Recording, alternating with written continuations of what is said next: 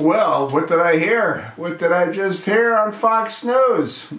You're not going to believe this, but ISIL or ISIL or al-Qaeda, well, they just claimed responsibility for those two whacked out Islamic terrorists in France.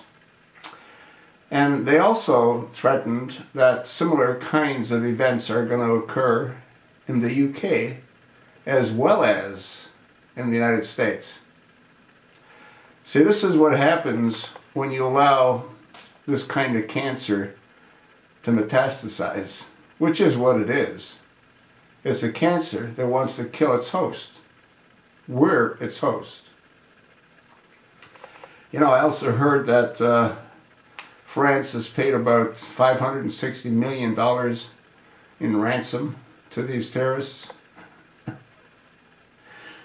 I guess they don't realize that once you open up your piggy bank, there's no stopping it. You have to sort of wonder how long the chosen one, Barack Hussein Obama, is going to continue trying to protect Islam from being a peaceful and loving religion, like Hillary Rodham Clinton said. I mean, how long can he continue doing that?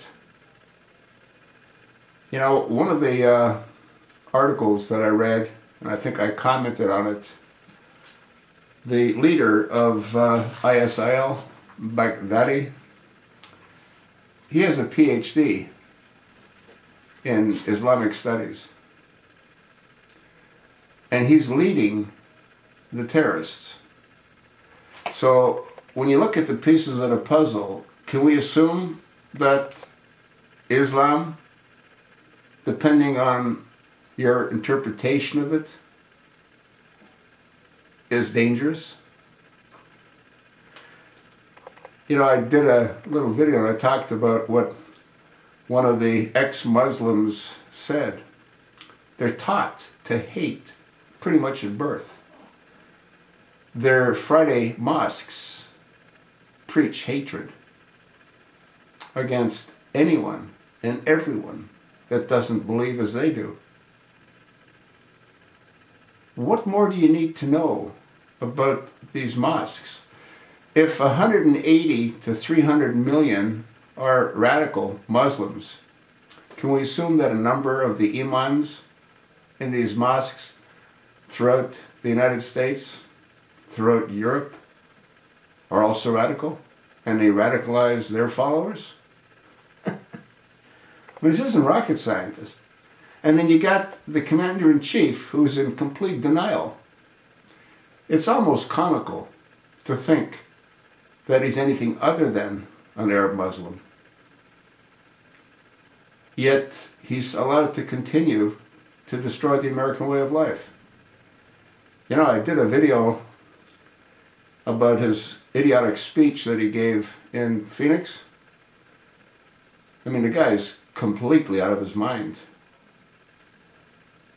You know, he talks about America being in recovery. He talks about unemployment being 5.6%. He talks about the middle class. What middle class? The only thing that he said that made any sense to me was that gas prices are going to be going up.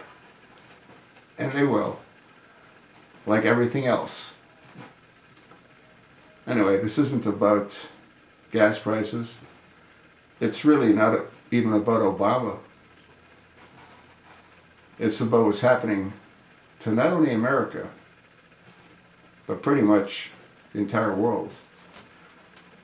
The return of the Caliphate, the return of the Ottoman Empire, is inevitable. We've allowed it to fester too long. Once again, the cancer has metastasized. We're the patients, and we're slowly dying. We abort children. They don't. They breed. And with the population becoming Islamic, Do you not think that the rulers will also become Islamic? We already have one in the White House. Wake up, America. That Muslim that is no longer a Muslim made it very clear. He couldn't have made it any clearer, nor could Obama have made his position any clearer. And no one's doing a damn thing about it. He's got to be laughing his ass off as he looks at the window of Air Force One at the stupid American people that allowed him to do what he's doing to this country. Both him and Michael, completely insane. You know, you've heard me say this countless times, you couldn't write a book where anyone would believe half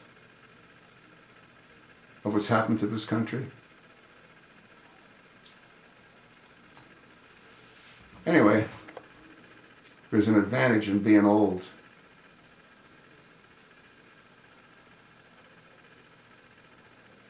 Scary. Real scary.